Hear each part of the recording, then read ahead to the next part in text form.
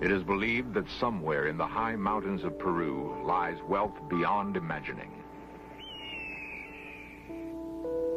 Gold, the lost treasure of a great empire. The empire was called Tawantinsuya, Kingdom of the Inca. White men called it something else. For them, it was El Dorado. They found that the fabled cities of gold were real. But if the mountains could speak, they would tell a sad story. A story of lust and greed and treachery. But men have not learned to read the wind or the cry of great birds that soar over lost kingdoms.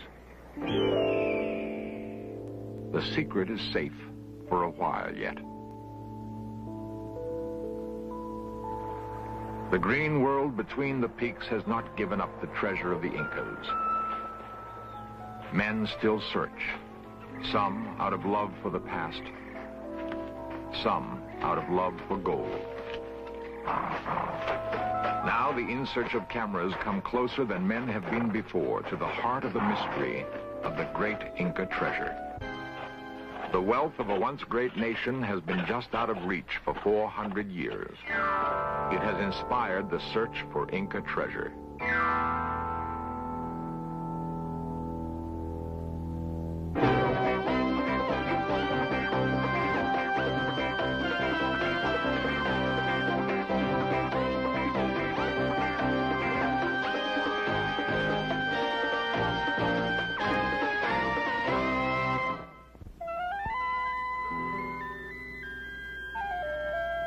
The great spine of the Andes Mountains accents one of the most diverse environments in the world.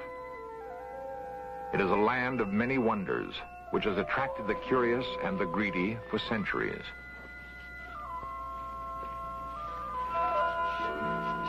For some, there is wealth enough in the remnants of the Western Hemisphere's first great civilization. For others, pottery shards and broken masonry are not enough. They seek the precious yellow metal called gold. The mountains and jungles of Peru have provided an irresistible lure for centuries. There's the romance of faraway places and people with exotic customs, the feeling of being in a Shangri-La, somehow cut off from the crush of too many people in too little time. There's another ingredient in this appealing mix, the promise of treasure beyond imagining. It's a promise that has touched off wars and launched brave men on great adventures. The great city of the Incas was Cusco. It lives on, even though the empire it gave birth to is gone. The streets of Cusco are full of the modest sounds of commerce now. Once they echoed to the marching feet of an imperial army, an army which enforced the will of God kings on 12 million subjects. The people of Cusco have endured. They are descendants of a race which conceived, conquered, then lost to a handful of Spaniards one of the world's most remarkable empires. Yet, relatively little is known of the roots of this remarkable people. The ruined Inca fortress of Sacsayhuaman is testimony to the Inca genius for building. Strong backs needed to haul great weight were conscripted from conquered peoples. The massive masonry was perfectly tooled, built to last forever. Thousands of artists labored directly for the state to embellish the palaces of priests and princes. The Inca excelled at engineering and advanced methods of irrigation and crop management.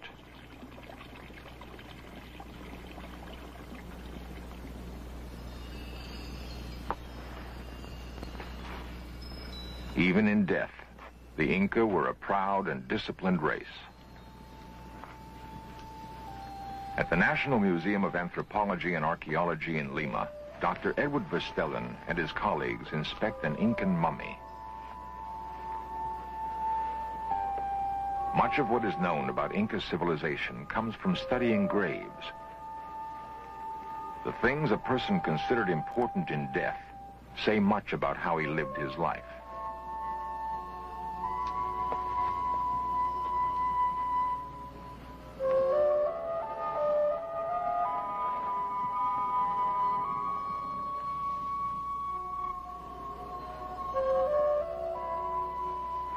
To touch things that were precious to someone of another time, another world.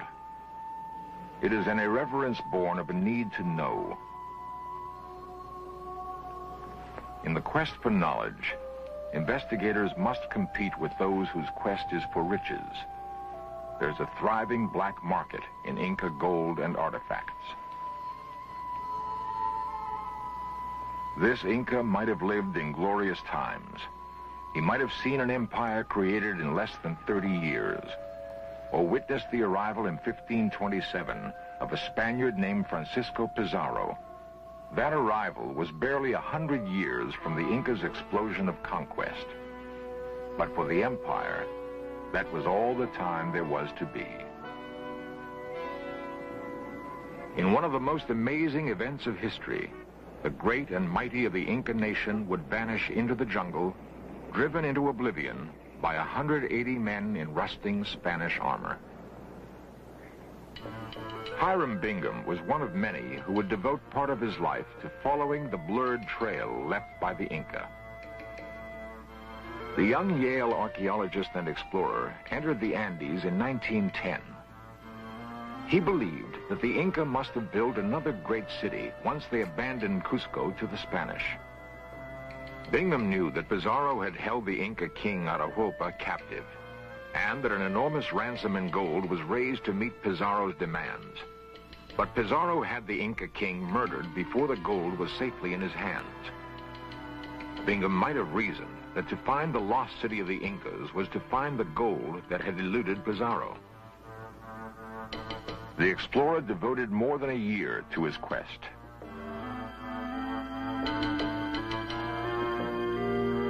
Then, one insufferably hot day in July 1911, Bingham thought he'd found the mythical city.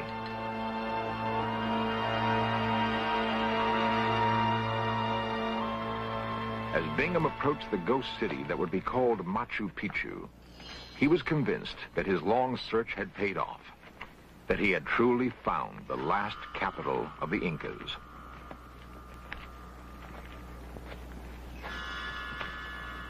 He found temples, but no hoard of treasure.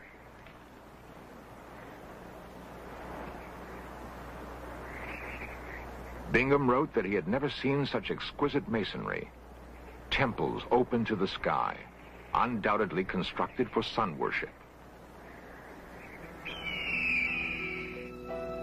Bingham was sure he had discovered the retreat where the last Inca kings ruled in the sunset years of their empire. The road Bingham traveled to the discovery of Machu Picchu was a hard one. The world celebrated his prize, and the young explorer became one of the decade's most appealing heroes. But Bingham was wrong. Machu Picchu was not the last capital of the Incas, the legendary Vilcabamba. Like so much about the Inca civilization and its celebrated riches, the truth remained just out of reach. What was needed was other men of courage and vision to pick up where Bingham left off with his remarkable discovery of Machu Picchu, to pursue his dream deeper into the Andean wilderness. At the San Marcos University in Lima, Peru, are the offices of a world-renowned authority on Inca history. He is Professor Edmundo Guillen, and he has devoted his adult life to solving the riddles that perplexed earlier scholars like Bingham. On June 24, 1976, Guillen's work would make headlines around the world, and the In Search of cameras would be there to record his remarkable discovery.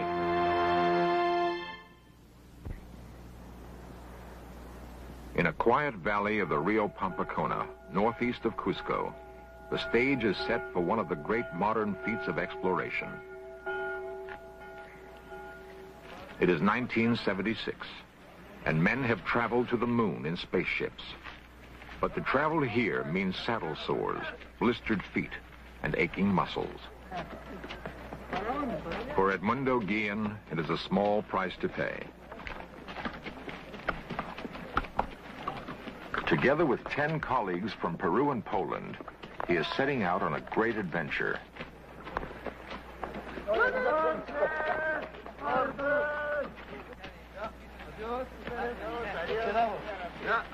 Guillen's mission is of more than simple academic curiosity. He is out to recapture a place and a moment in history. And if he can, to set the record straight on the final chapter of the Inca Empire.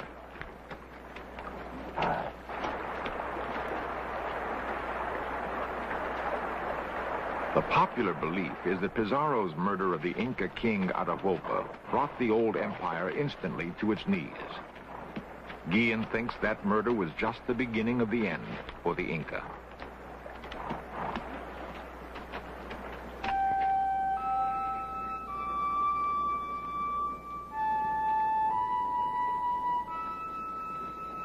Once over the first ridge from Pampacona, the trek begins in earnest.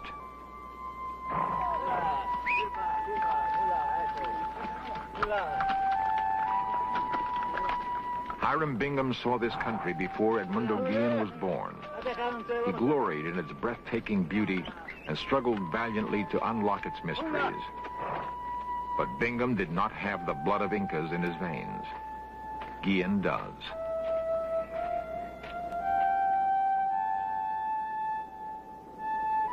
It is the culmination of years of research and planning, and of some extraordinary luck. In the Spanish archives at Seville, Guillen discovered letters written by soldiers of the king sent to battle the Inca. They described Vilcabamba in detail, including the neighboring geography. Guillen knows that the secret is within his grasp.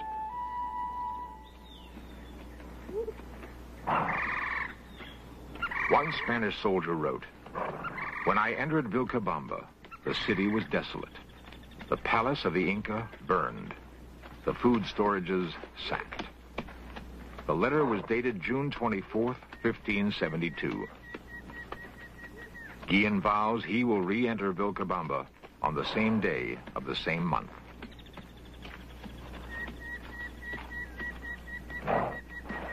Each tree along the route could be a signpost. Each valley might be the one described in letters written by Spanish soldiers.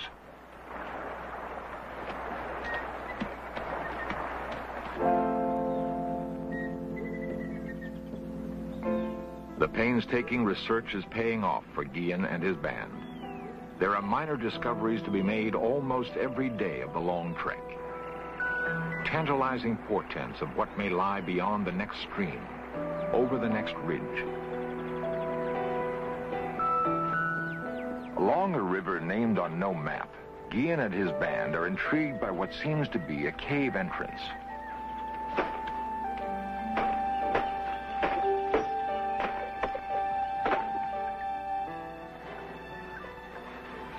A crypt is discovered, its entrance long hidden by tons of debris. Guillen believes it may be the grave of an important person, perhaps a member of Inca royalty. It is clear from the discovery of the crypt that the end of Guillen's quest cannot be far away. He will return another day to excavate the site.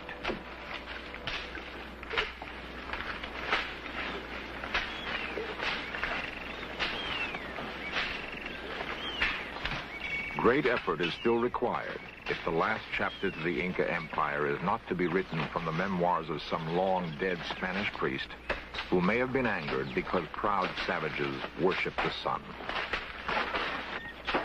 There are only 2 days left if Guillen is to make his rendezvous with history on schedule.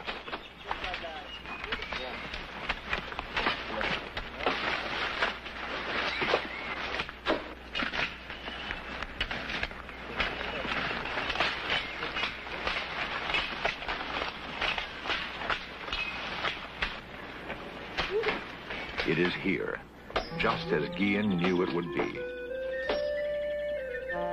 Vilcabamba at last. For everyone involved, It is the culmination of a great dream.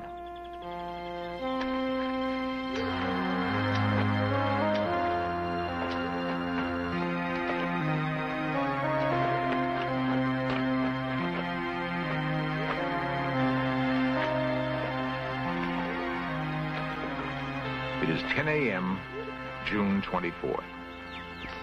Precisely 403 years have passed since soldiers of Spain sacked this city. Edmundo Guillen has kept the promise he made to himself. Vilcabamba is retaken. It is all here. The superb Inca masonry, combined with a light and airy style of building, open to the sky. It all started in the valley called Cusco. For a century, kings called Inca ruled from a city that was the marvel of pre-European civilization in the Americas. And there were the great fortresses like Sacsayhuaman. The long retreat of the Inca began with the coming of the Spaniards. But the glory was real. Even as they fought the Spaniards for control of their lush valleys, the Inca had time to build magnificent mountain retreats like Machu Picchu.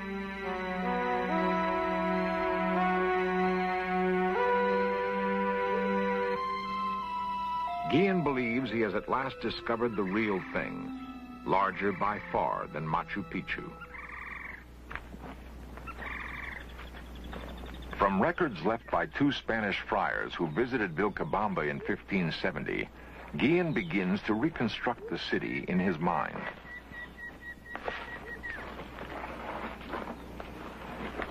The roofing tiles he finds are evidence that the city was built late in the Incan imperial era. The Incas traditionally covered their buildings with thatch. The Spanish introduced tile.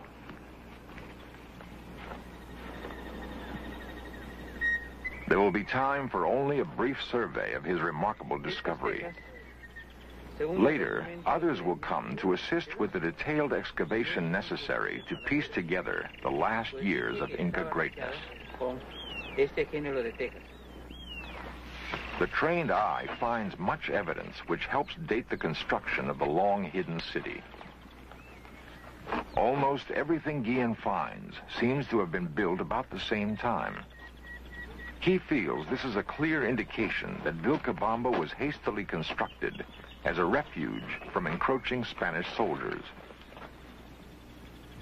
Yet the city's waterworks are as sophisticated as any in Cusco. After 400 years, they still work.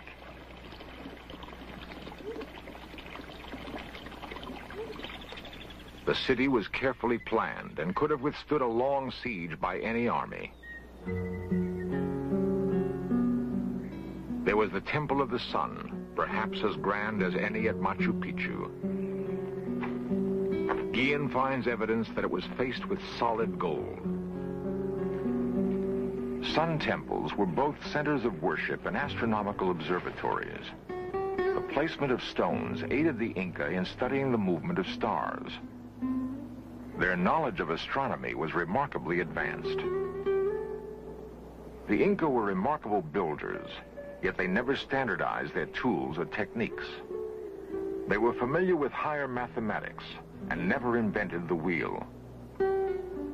Like everything else Guillen has learned about the Inca, Vilcabamba will probably raise as many questions as it answers. The layout of the city seems to match the descriptions Guillen uncovered in the Seville archives. The discovery clearly puts Inca history in a different light. The Inca did not give up their empire lightly, Guillen believes. Time and their gods were against them, and they lost it all after a struggle Guillen estimates lasted some 40 years. Still, it is good to be home.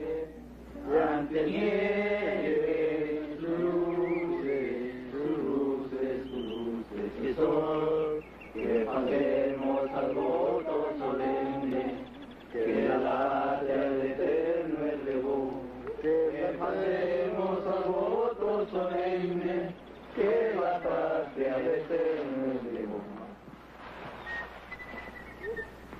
For the explorers, the occasion of Vilcabamba's discovery was both joyful and solemn. Fue ocupada por el ejército español. Ahora izamos la bandera. After more than 400 years, Guillen is reclaiming Vilcabamba in the name of the Inca people. Viva Vilcabamba, viva el Perú. Yeah. When Edmundo Guillen marched into Vilcabamba, the gold was gone. He believes the Inca may have dumped it into one of dozens of nearby lakes to prevent it from falling into Spanish hands. But Guillen discovered a treasure, nevertheless. His was the treasure of satisfaction and achievement, the treasure of writing a new chapter to the history of a proud and brilliant people called Inca. Within weeks, Guillen's discovery would make headlines throughout South America and the world. Ahead lay many months of hard work, excavating the ruins of Vilcabamba, seeking clues to other unresolved mysteries about the Inca. For now, Guillen could rest secure in the knowledge that he had made answers possible.